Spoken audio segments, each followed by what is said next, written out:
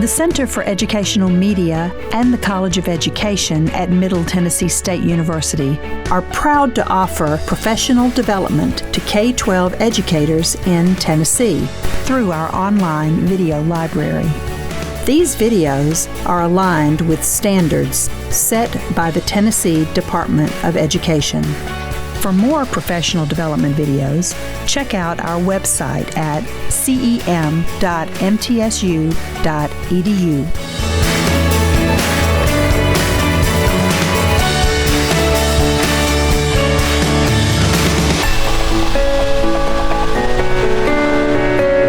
So we're ready to get started now, and I am happy to introduce Miss Brittany Potts. She was nominated by you to be a presenter, and so Ms. Potts is a licensed school social worker, Rutherford County Schools. So I will allow you, Ms. Potts, to continue your introduction. Thank you for being here. Thank you for having me. Good morning. Okay, you got to work better on that. Good morning. Good morning. All right, I do have one rule whenever I do a presentation is I need some sort of feedback, okay? Makes it less awkward for me, less awkward for you, and then hopefully you get something out of it if you actually participate. Sound good? Okay, so good morning. Good morning. There we go. Okay, great. So, like she said, my name is Brittany Potts. I am a licensed school social worker for Rutherford County Schools. But prior to that, I spent 11 years in the child welfare system. I am an LMSW, and before you hate me because I'm a social worker, we work together, so we're good teammates. Okay, so we are gonna do a child abuse presentation, and before you hate me on that, I know you guys all know about child abuse, and I know you probably take child abuse trainings every year, right? Hopefully this presentation, you'll get something else out of it. Because let's face it, our kids are with us at school more than they are at home. So number one call for child abuse hotline in Tennessee are from schools. I think the percentage last time I checked was 65% of all child abuse calls come from someone at the school. So if there is child abuse happening in your school, and there is, you guys are probably gonna be the ones to find it first, okay? So here's what we're going to talk about today. What is child abuse and neglect, all right? We're going to talk about some possible signs and symptoms and indicators that you might see. We're going to talk about how the heck do we talk to children when we have suspicions or someone comes to us to talk to us about the child. We're going to go over the mandatory reporter laws, what DCS is supposed to do when they get a call, and then we're going to go over some questions. Sound good? Okay. All right, so I know you guys can read, so I'm not going to read over all of this with you, but I'm going to point out a couple of things, right?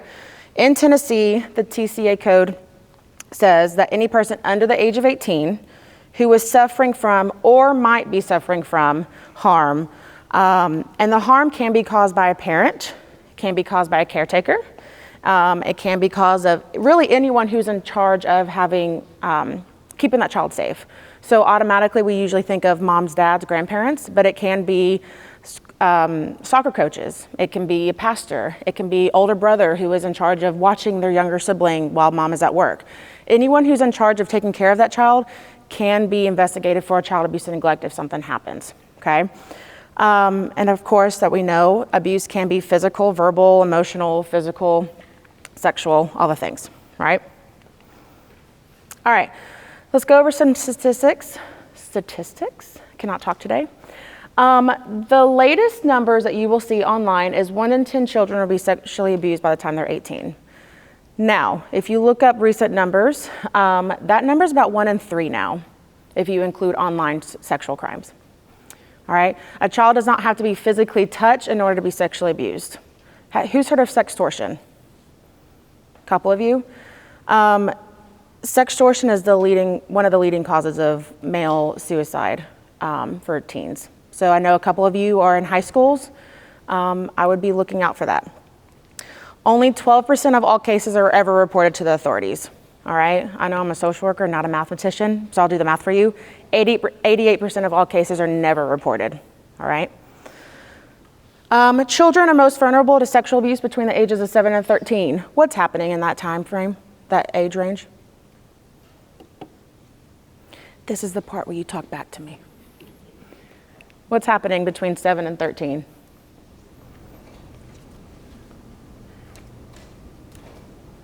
Puberty? Puberty.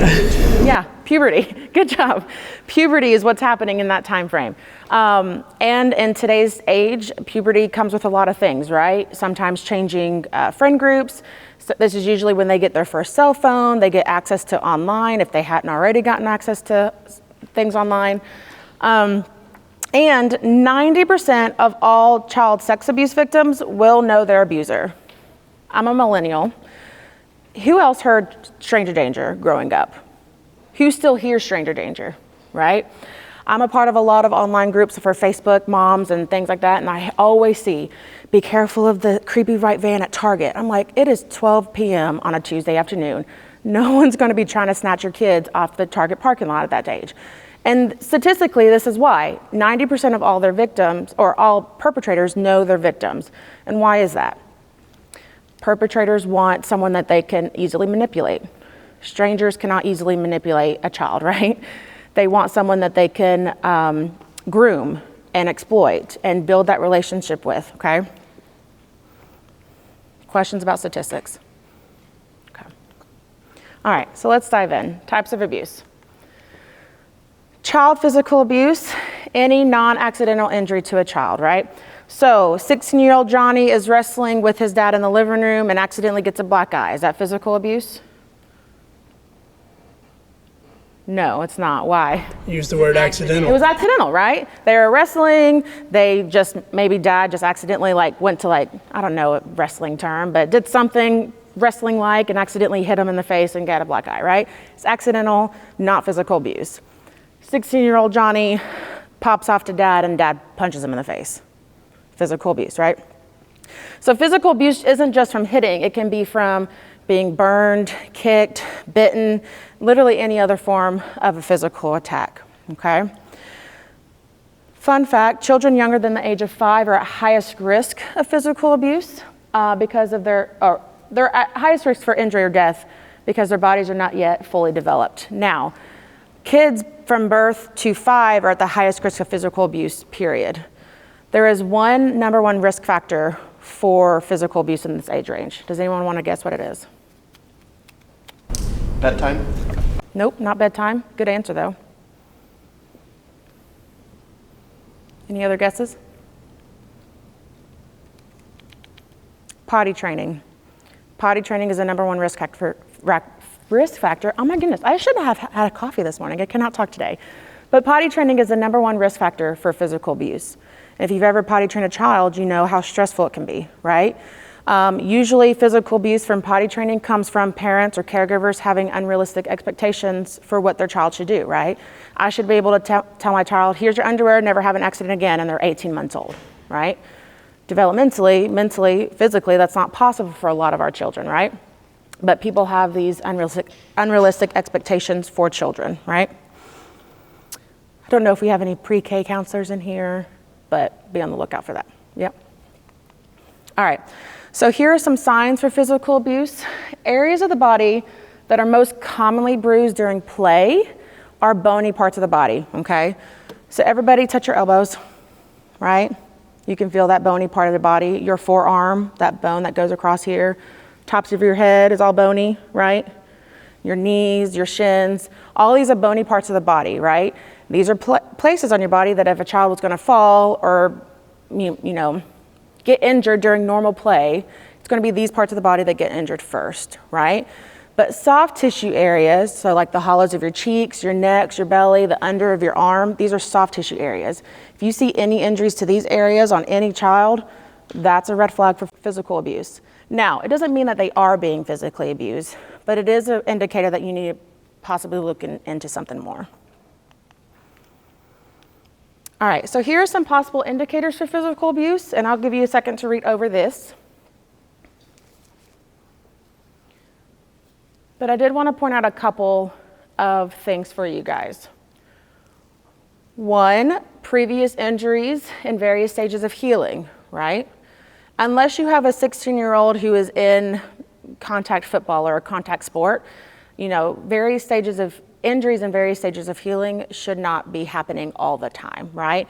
I have a 4-year-old and I will use her a lot in this presentation just as an example, but if you looked at her now, she she has constant bruises on her shin, right? That's normal. But if you have a bruise on your shoulder and then a bruise on your belly and then a bruise on your thigh and they're all like different colors, that's a red flag, right? Shrinking away at the approach of an adult caregiver. So an example of this would be you are in a class and you maybe reach over little Susie to like point out something on her paperwork and she flinches away and she's never done that before, could be a red flag. Also at this very bottom one, being described as accident prone. Now, I will give you an example. If you have a concern and maybe you talk to Johnny's parents and you say, hey, Miss Smith, I noticed that Johnny has a couple of bruises on him. I was just curious where that came from, or if you can have an explanation. And they try to be dismissive. Oh, you know, Johnny, just always getting into trouble. He's very accident prone. And they are using that as an excuse. Can be a red flag. Versus, oh, you know, Johnny, he's so accident prone. He tripped and fell like when he was playing contact football outside with his brothers or whatever. So when they try to say accident prone as an excuse to try to get away, that can be a red flag. Okay. Also, bald spots from hair pulling, especially in girls, it can be a common red flag. Adult-sized bite marks. Who's heard bite a baby that bites you? Biting a baby when they bite you so they learn not to bite? Yeah, not a thing. It is technically physical abuse, okay? A lot of times it's just a awareness thing. I'm a certified expert witness in the state of Tennessee for child abuse. But even I was told when my daughter was teething, hey, if she bites you, just bite her back and she won't do it again. And I was like, oh no, let me just talk to you about that for a second. It can be abuse. A lot of times, again, it's just an education aspect and you just have to tell the parent. Here are some marks that you might see from instruments, okay? When I was a child abuse investigator, I personally saw all of these. I will say probably the most common ones are the belts, belt buckle, belts, looped cords. Everyone has a phone charger nowadays or an extension cord, and they will loop that to inflict harm on a child. Hand, knuckles, bite marks. Yeah, those are probably the most common one, but you will see all of these, okay? Here are some marks that you might see from being burned, okay? And these do happen in Tennessee, okay? I hear all the time, well, I work at a private school and it's very expensive and so only well-off families can go there. Well-off families can still abuse their children, right? You know, oh, I work in an area where it's all low-income families and they all live in trailer parks, so they must be abusing their children. That's not necessarily the case, right? So Tennessee does see a lot of child abuse, okay? So don't think that just because you work in an expensive school, private school or anything like that, well-to-do area, that you will not see child abuse. Questions about physical abuse. The definition for child neglect is the failure to provide for a child's physical survival needs to the extent that there is harm or risk of harm to that child's health or safety. There's 4 types of neglect: physical, medical, educational, we probably all know that one, right? And emotional, okay? Here are some possible indicators for neglect. And again, I won't read them to you. I'll let you look over them for just a second. But I will point out some of the ones that people most often don't realize or don't think about noticing is hiding food for later. Food insecure families, food insecure children will hide food for later if they don't always get food consistently. A lot of our foster care kids in Tennessee, if they come from food insecure birth families, they will hide food at their foster home because historically they never got food consistently, so they will hide food for later. Kids who hide food in their desks at school, for example, or in their lockers, might be having some food insecurities at home, okay? Lack of appropriate attention for medical care or lack of necessary follow-up care. So an example of this that we might commonly see at school is you called mobile crisis for a teenager who was expressing suicidality, right? They get seen at mobile crisis. Mobile crisis recommends that they get immediate psychiatric care, right? Whether a hospital or an immediate residential care, whatever, right? And the parents fail to follow up. That is, it can be in Tennessee terms, psychological harm, also psychological neglect. Also, I get this question a lot. Does neglect equal poverty, right? Are poor families, families who do not have financial security, are they automatically neglecting their children? No, right? Poverty is a risk factor for neglect. It does not automatically equal that they are going to neglect their children. I always use this example. During COVID, a lot of families lost their jobs. A lot of parents lost their jobs, right?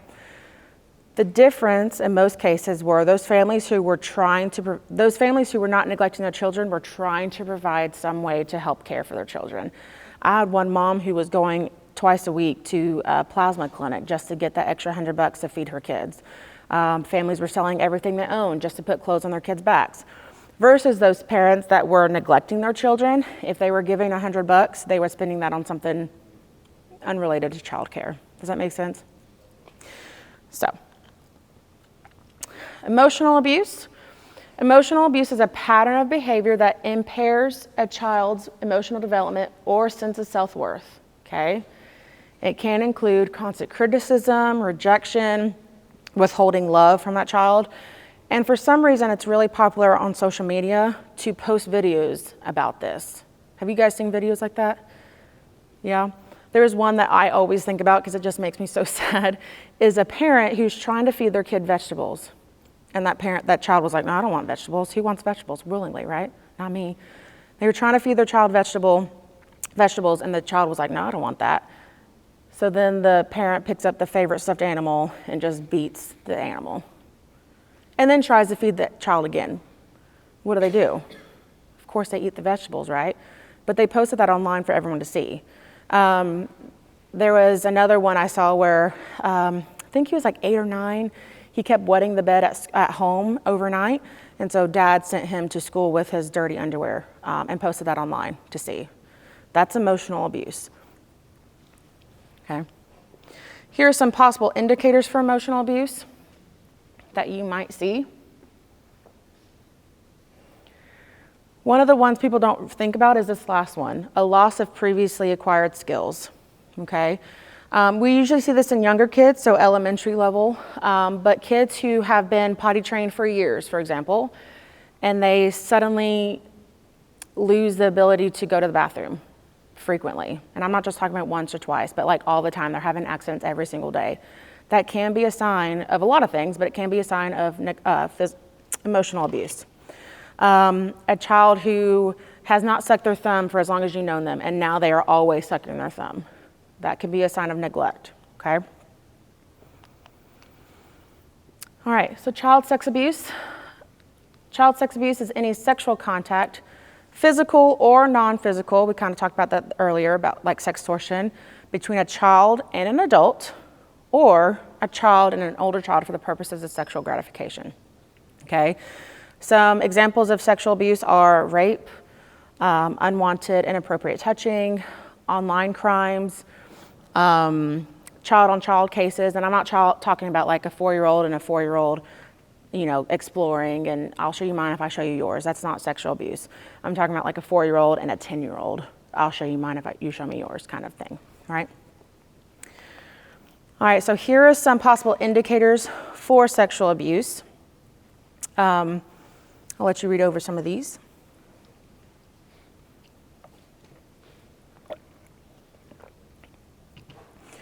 We talked about regression in the last slide. Regression is also a big one for sexual abuse, okay?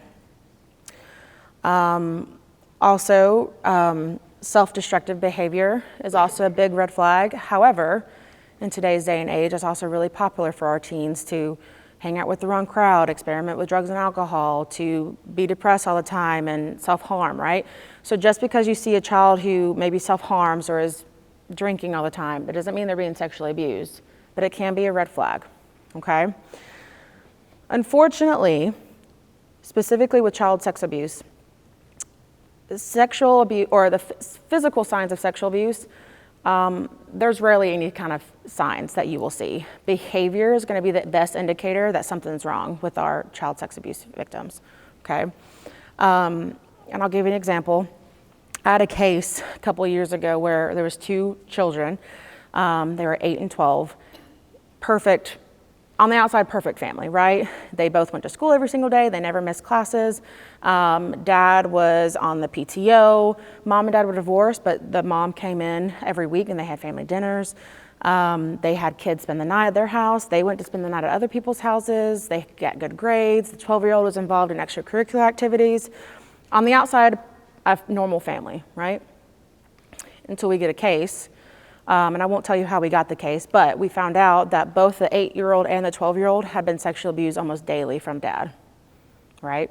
You would have never known from the outside, okay?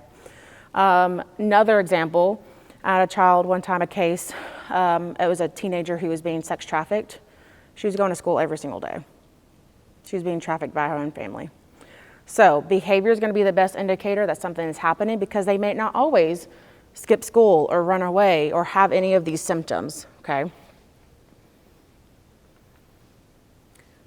Oh, I got ahead of myself. 20 to 30% of children who have been sexually abused exhibit no behavioral or emotional problems. Why do we think that is? Why do we think some kids don't show any problems? Because they may think it's normal. Yeah, they may think it's normal. And they're desensitized. They're desensitized. I mean, even as adults, right? How many times have you seen a violent movie online or on TV? Maybe the first couple of times you've seen it, you're like, oh my gosh, that's so much blood and gore. But the 20th, 30th, 50th time you've seen it, you're like, it's just another day in the United States, right? The kids get desensitized to it, especially if it's happening all the time, right? Yeah. All right, some more characteristics about child sex abuse. It can last several years. It can also be a one-time incident, okay? Many children do not tell anyone, and this is really important for sexual abuse. I think a lot of adults, especially a lot of people that work at a school, is, well, if something is happening at home, they'll just come to school and tell us. That's very rarely the case, okay? Males are the most prominent abusers, though recent studies have shown that more and more females have been identified as perpetrators.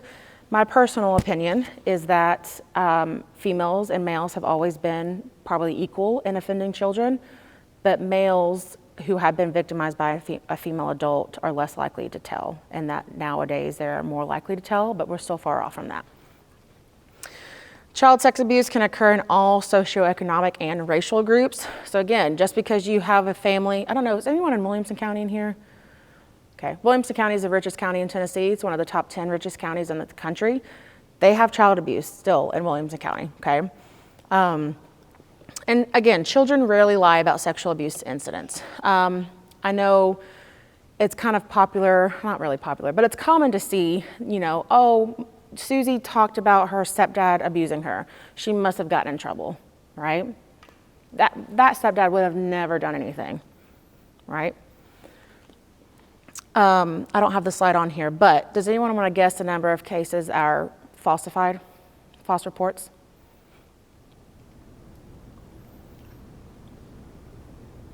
How many cases are reported to authorities that are false? Anyone want to take a guess? Just say a random number. 3? Close. 4%. And that's for adults and child cases. So 4% of cases are reported to be false, and for children victims, they're usually being coached by the other parent, usually in a custody dispute, okay? So if you get a case or someone comes to you and says, hey, this is happening to me, don't automatically write it off. Not that you guys would, right? But don't let anyone write it off just because, oh, well, they're a bad student at school, so they're probably just trying to get out of trouble, or whatever excuse it is, right? Very rarely does that happen. Okay. So responding to abuse, right? First, how do you talk to a child that you suspect is being abused? Pick a time and place carefully. If you pull 5-year-old or 5th grade Johnny out of recess to talk to him, he's probably not going to tell you anything. He's going to be like, nope, nope, nope, I'm good. Can I go back to play with my friends now, please? Yep. Okay. Also, I know at my school, I'm at a new school, so our building is being renovated, and we don't have a lot of space. And one time my principal very innocently offered up her office as being a place I could talk to a child. And I was like, I appreciate it. But what does the principal's office mean for most kids? You're in trouble. Hey, Johnny, come with me to the principal's office so I can talk to you for a minute. They're probably panicking. Oh my gosh, what did I do? Especially my school. I work at a behavioral intervention school, so they probably would think that they got in trouble. So yeah, pick your time and place carefully. Don't pick lunch, don't pick recess, don't pick gym time, don't pick their favorite subjects. And also, I would be wary of picking like the time right when they come to school and right before they go home, right? Stay calm, obviously, put on your best poker face, listen to the child, and reassure the child. What are we going to avoid? I know that's up there, but what are we going to avoid? We're going to avoid panicking, being dramatic. We're going to avoid filling in the story. Hey, Johnny, I saw that you got bruises on your body. Like you have bruises on your arm. Did your dad do that? Did he grab you? Did he hurt you? When it could have been he hit the doorknob, right? So don't fill in the story. Just ask a question and stay silent. Do not press the child to talk. If they are saying, I don't want to talk about it, it's okay, whatever. I know you probably have that gut feeling, but if you press a child to talk when they're not ready, what's going to happen? They're going to shut down, and likely it's going to backfire. No, my dad's never hit me. My mom's never sexually abused me. No. And then it's harder to climb out of that hole, especially when something is identified as happening later, right? Do not express anger or confront the alleged abuser.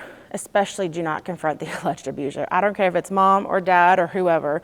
And I don't care if it's mom's best friend, Johnny, or what. I always use Johnny as my perpetrator. I shouldn't. But if it's somebody that the family might be close to, you never know how the family's going to react. You don't know if mom or dad or grandma or whoever is going to protect that perpetrator. So never, ever, ever confront the alleged abuser. Also, never blame or minimize a child's feelings, right? Don't ask questions like, I'm sorry, Susie, that your mom spanked you after you didn't do the chores, but maybe next time you can just do the dishes faster. I have a story about a child who was disclosed to her teacher about being spanked after not doing the dishes fast enough. And what she was doing is she was trying to test the waters to see how the teacher was going to react. And instead of saying, I'm so sorry that happened to you, the teacher said, maybe next time you can do the dishes faster. Mom won't hit you. Mom won't spank you. When in turn, she was actually disclosing probably one of the worst cases of physical abuse I've ever worked. And so by the time I had come out to talk to that child, she literally told me, my teacher didn't believe me, so why would you believe me? So never minimize or blame the child. Do not make promises you cannot keep. And I know promises like this are usually done in good faith. Like, I'm so sorry your grandpa did that to you. You're never going to see grandpa again because you told me. Why do we not want to say that? You never know what's going to happen, right? DCS, law enforcement, the court system could do everything right? DCS could come in, immediately interview the child, put in a protection order. The cops could immediately arrest the grandpa and then they could go to court, right? But you don't know what's going to happen behind the scenes. Mom and dad could violate the order of protection. The grandpa could make bond and get out and go visit the family to intimidate the family.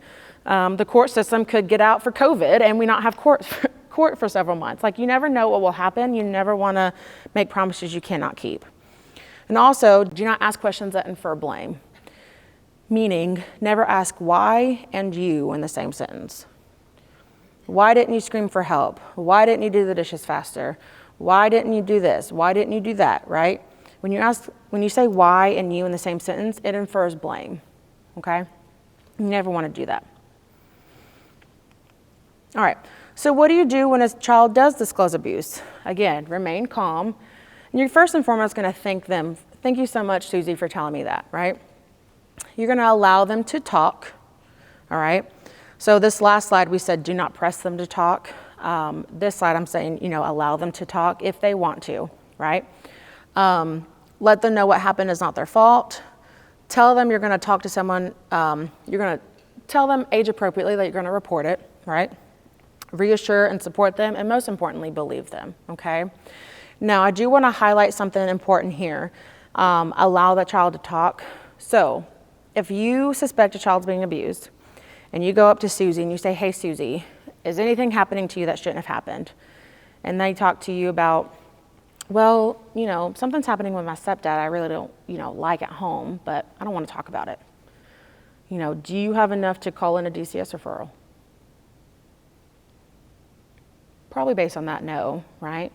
But if you see a child with bruises and they're like, well, my stepdad does something I don't like at home and I don't want to talk about it, do you have enough to call it in then? Yeah, because you have the concern, the bruises, you have a possible perpetrator, stepdad, and you have all of their files, so you know where stepdad lives, right? Probably with the same home, right? If you have a child and you're like, hey, Susie, has anything happened to you that shouldn't have happened? And they're like, oh my gosh, yes, okay. My stepdad comes in my room every single night and I don't like him touching me, but he told me not to tell and I'm worried about it. What do you do then? If they're just word vomiting all this stuff. Do you stop? Whoa, whoa, whoa, please don't tell me any more, little Susie. I'm going to call DCS and they're going to bring someone in to talk to you. What does that say? It was like too much. Yeah, your problem is way too much for me and I need to talk to somebody else, right? Or, I really don't care. Not that that's true, but what is a child going to think? I just told somebody I trusted most about what's happening to me and they shut me down, right? So if you have a little Susie or Johnny or whoever that's word vomiting what's happening to them, you let them talk, okay? Whenever there's a natural stopping place, they take a breath, whatever, you're going to gently interject, thank you so much for telling me that. Here's what's going to happen next, right? It's also not on these slides, but what else are you not going to do? Let's go back to this last slide so we know. One of the other things you're not going to do is you're not going to repeatedly ask this child questions. So if a teacher comes to you and says, hey, Johnny told me something that's happening at home, you can get that information from teacher, not Johnny, right? Because what happens when teacher, then the counselor, then the principal, then the SRO, then DCS, and then the CAC, and all these people talk to little Johnny? What's going to happen? The story is likely going to change. Does that mean little Johnny's lying? No. Give you an example.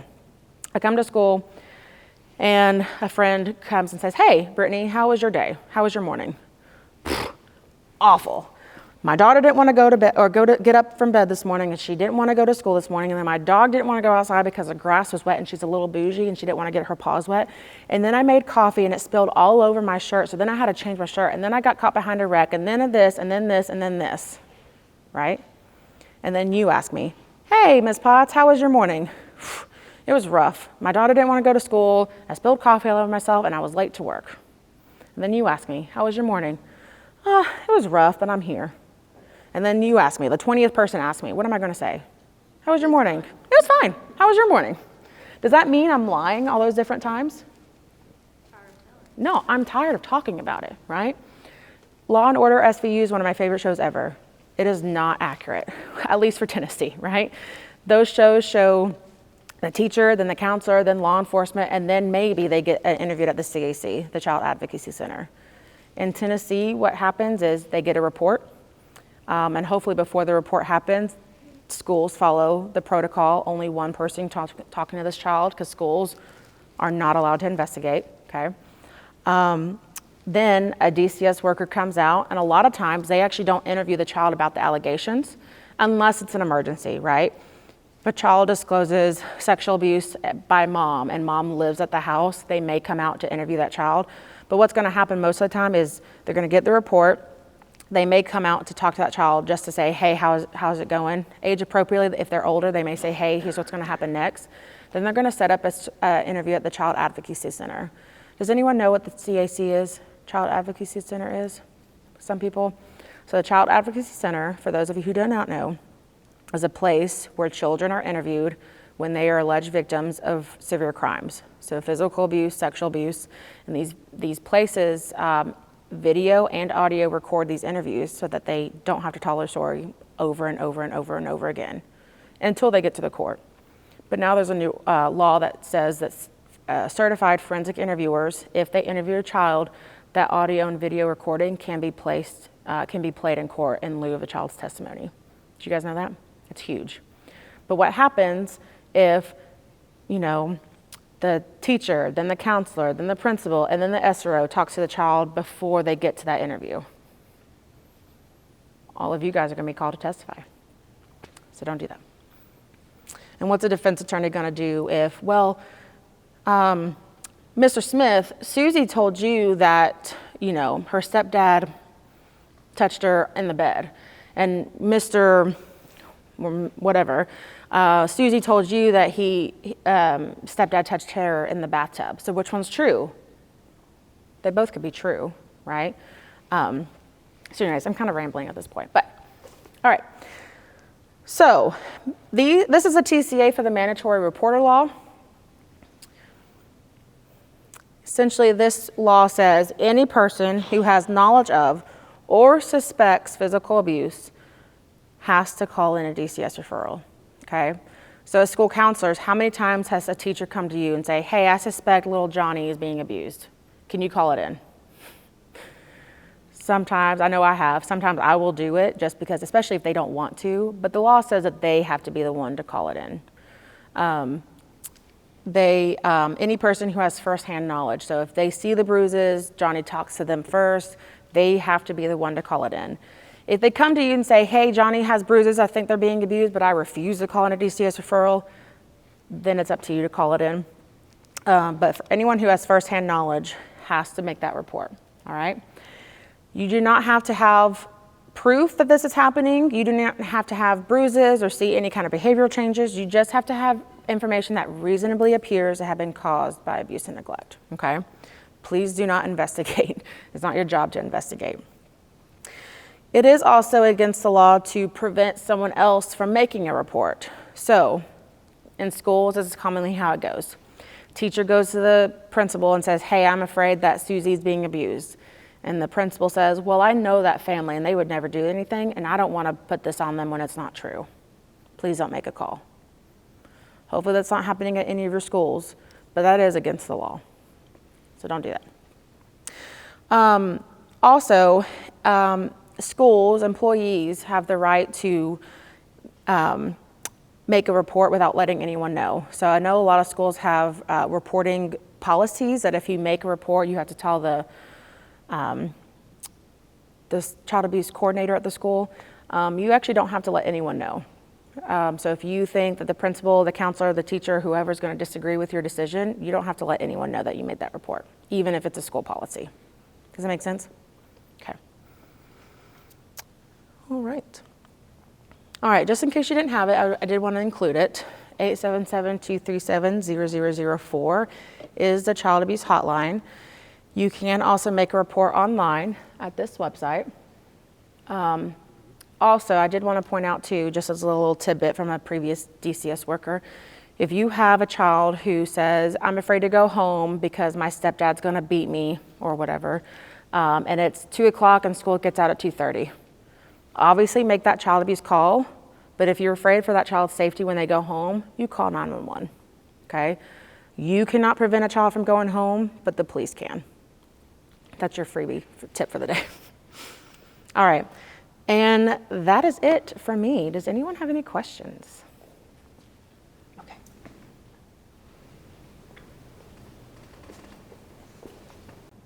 Here's my question. When I did training of teachers, we would have these discussions in class. And sometimes in those discussions, when I talked about reporting to DCS, it would come back to me, people would say, but I've heard DCS doesn't do anything, or I've heard that DCS is overloaded, or would you address the confidence and the level of confidence in the work of DCS? Yeah. Did everyone hear her question? Yeah. So it's no secret that, especially since COVID, law enforcement, DCS, schools are overloaded. Is that a fair statement to make? I actually worked DCS during COVID, and it was tough. We lost about 50% of our workforce across the state for DCS, and so DCS is overworked. With that being said, CPS, Child Protective Services, is a division underneath DCS, okay? So if you think of DCS like an umbrella, CPS is underneath the umbrella, and then foster care, and then juvenile justice. They're all under this umbrella of DCS. So for CPS is actually pretty stable as far as receiving cases. So you call the hotline with a child abuse concern, that case is going to a CPS worker. They're pretty stable across the state as far as workforce goes. Now, if you call in a referral and DCS, you never see DCS, nothing's changed, and you still have concerns, what can you do then? Well, you have a couple of ways to do that. You can call in another referral, because then that triggers a bunch of other people that these concerns still exist. Two, and I don't say this lightly, if you truly have a worker who is not doing anything, call a supervisor and work your way up. That's why there's supervisors in place for a reason. You actually move your way up. So there's case managers who are on the field doing the work. Then there's team leads who are directly above them. And then there's team coordinators who are above them. And then it just goes up and up and up. There's one good thing about DCS is there's lots of checks and balances. So if your worker is not doing their job or not doing the job that you think they should be doing, move it up, call a supervisor. All of that information's online. So I know there's Rutherford County people in here. You can call Rutherford County office and say, hey, I've got the caseworker is Susie Smith. I need whoever her supervisor is, and they will give it to you. I know we have someone from Wayne County, same thing. Call the Wayne County office, that number is online, and you can say, hey, this is the caseworker, I need their supervisor, or I need their TC, or I need their regional administrator. Like, you can just move up, okay? I know a lot of people sometimes feel bad about calling supervisors, but as a former DCS worker for a long time, definitely call supervisors when needed. Does that answer your question? So this is someone online with us and who says, how ironic. I just had a teacher call my office and tell me she has a student claiming her mom hits her, and this has been ongoing. Is it better to have the teacher to do an online report or call it in? So I know you addressed this somewhat, but would you address this specifically, please? Yeah, and I feel like this is a pretty common scenario too. What I would recommend in that case, especially as a school social worker or school counselor, if you're getting this report from a teacher, I would have them ask the student privately and discreetly, of course, do they feel safe? If they feel safe enough to go home that day, you can safely make an online referral. I would still call it in because you never know if that student is maybe downplaying it just to test the waters, so to speak. But if the child feels safe enough to go home, I would do an online referral. If they do not feel safe to go home, I would make a call. Calls are responded to more quickly. And you would make a call to? The hotline. The hotline, okay. This number. Okay, great. Yeah. So I hope the teacher, the school counselor who is sending this question is with us right now and sees this information. I appreciate this person who's with us virtually sending this question. And I welcome any other virtual questions, welcome more questions here in the room. Please, if you have a question, it's likely someone else may have the same question. So please, let us hear from you in the room, please.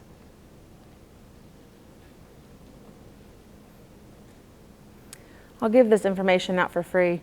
Who works with children 12 years and older? And I guess everyone else is 12 and under? Okay. Kids 12 and under will usually tell an adult if something is happening to them. Kids 12 and older will not tell an adult, they will tell a friend.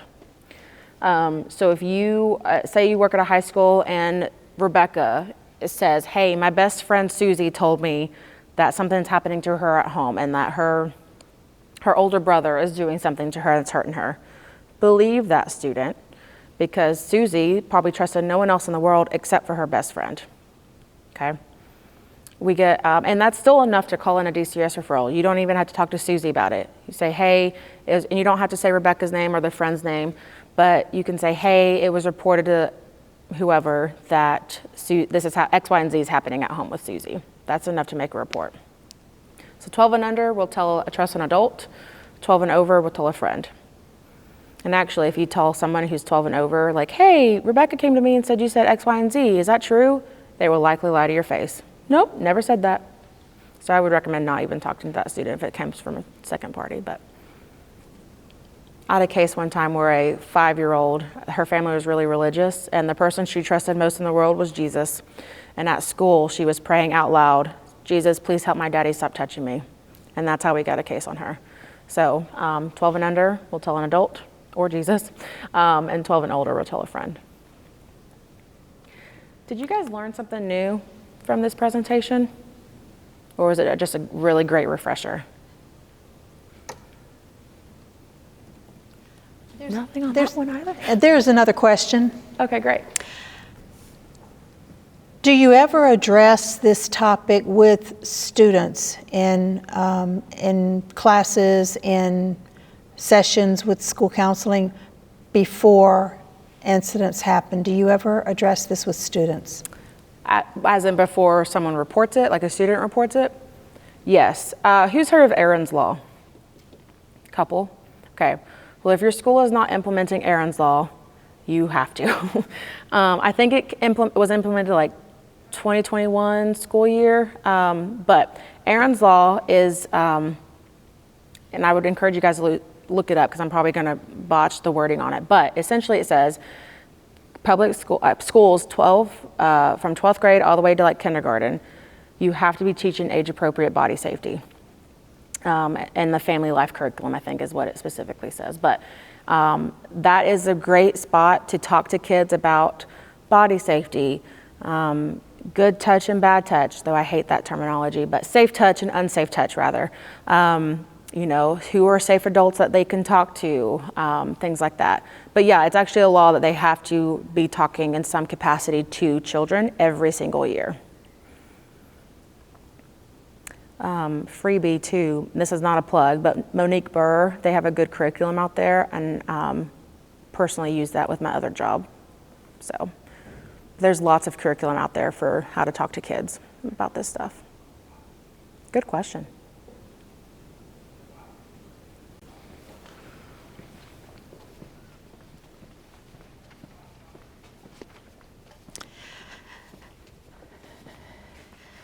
Ms. Potts, this was important information, whether it was refresher or new information, but I hope all of you are taking something away today that